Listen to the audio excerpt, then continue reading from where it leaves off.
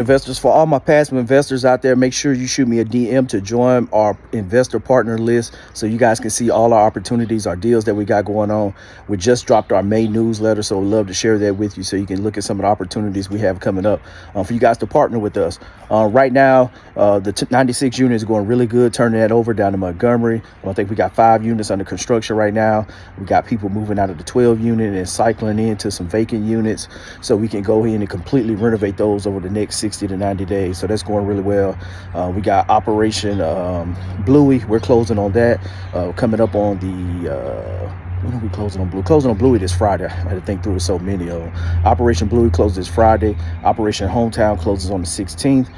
Both of those are new construction projects that we're bringing on to renovate those, and we're going to end up flipping those in the Panama City market. We also have Operation Cali Love that's selling. We're finally selling that. The one we had to pull, it took a little long. We had 2 contracts that fell through with buyers that couldn't buy it. So that one's closing on the 16th.